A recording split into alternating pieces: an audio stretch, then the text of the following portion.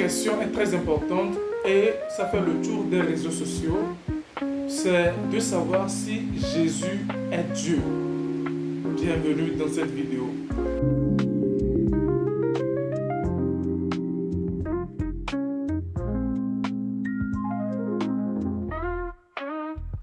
Bien-aimé, le constat est très clair.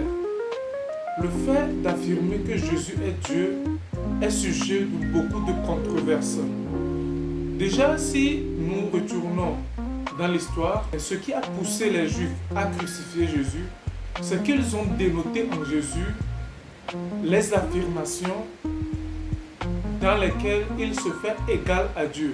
Alors, pour les Juifs, Jésus ne peut pas être Dieu. C'est une abomination. C'est un blasphème de dire qu'il est Dieu.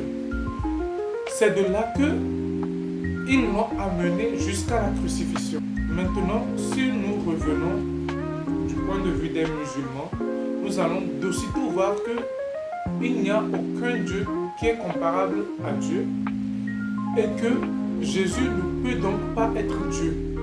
Dire que Jésus est Dieu, c'est de faire l'association, en arabe le shirk, qui fait partie d'un des plus grands péchés de l'islam.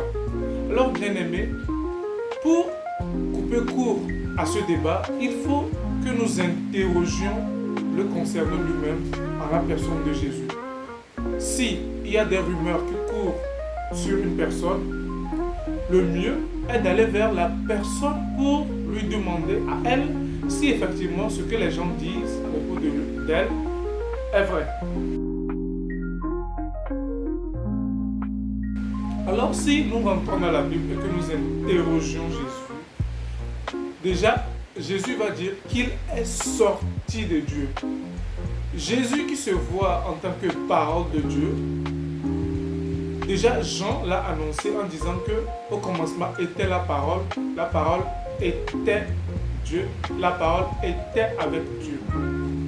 Donc nous voyons que selon la Bible, Jésus qui est la parole de Dieu est Dieu. Maintenant, comment comprendre la divinité de Jésus? Alors, est-ce que Jésus qui est la parole de Dieu et donc qui sort de Dieu, cela lui confère automatiquement l'identité de Dieu ou la nature de Dieu? Pour comprendre cela, nous allons retourner un peu plus en arrière. Si on parle de fils de Dieu, si on appelle Jésus fils de Dieu, cela sous-entend quelque chose. Alors, comment pouvons-nous comprendre l'appellation fils de Dieu? Premièrement, est-ce que Dieu peut procréer et qu'à partir de cette procréation, on parle de fils? La réponse est non. Si on dit que quelqu'un est fils de Dieu et que automatiquement tu as un humain, tu penses que Dieu est allé vers une femme pour avoir un enfant, cela prouve que tu n'as jamais connu ce qu'on appelle Dieu et que tu ne connais même pas l'identité de Dieu. Dieu a choisi plusieurs moyens pour que ces créatures se procréent. Si nous prenons le cas des poissons par exemple, chez certains poissons, la femelle laisse des œufs et que c'est après que le mâle vient asperger de sa semence, de son liquide pour que les œufs soient fécondés.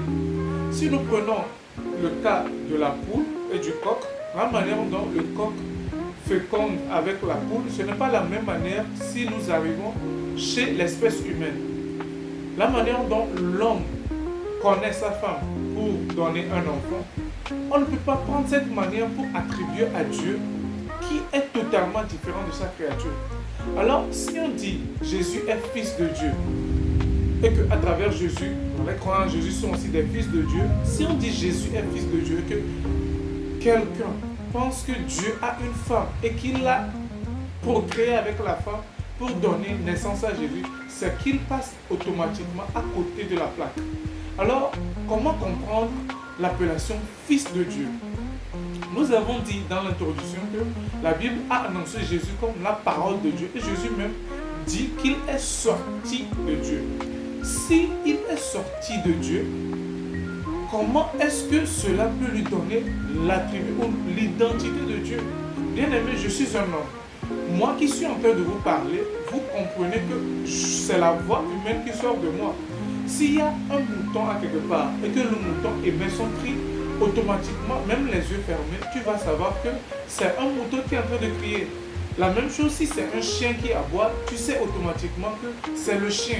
Personne ne va venir te dire que les aboiements du chien sont identiques au cri du bœuf par exemple.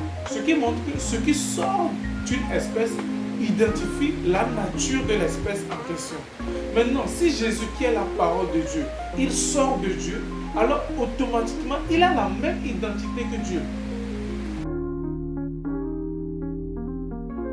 Jésus qui est la parole de Dieu, qui sort de Dieu, il a la même identité que Dieu. Maintenant, quand nous retournons dans Proverbe 8, nous allons voir que avant même que les montagnes soient piquées, avant même que la terre et tout ça soit créé, Jésus était avec Dieu. Jésus qui est la sagesse était avec Dieu. Et même au commencement, Dieu créa les cieux et la terre. Et Jésus qui est la lumière, Dieu n'a pas dit que la lumière soit créée, mais Dieu a dit que la lumière soit. Et la lumière, la Bible dit, la lumière fut.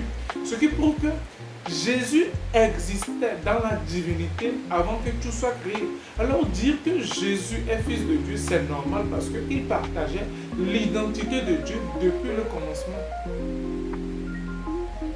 Bien aimé, si on dit que Jésus est fils de Dieu, ce n'est pas charnel, c'est spirituel et c'est même divin. Alors, étant fils de Dieu, est-ce que cela lui confère la nature de Dieu? Bien sûr que oui. Si je suis homme et que je mets au monde un enfant et que à travers ma femme nous concevons un enfant, alors l'enfant qui est né doit automatiquement avoir la nature d'un homme, la nature humaine. Si ma femme et moi nous mettons au monde une autre espèce qu'un homme, cela sera un scandale à l'échelle planétaire parce que deux hommes ont mis au monde une autre espèce.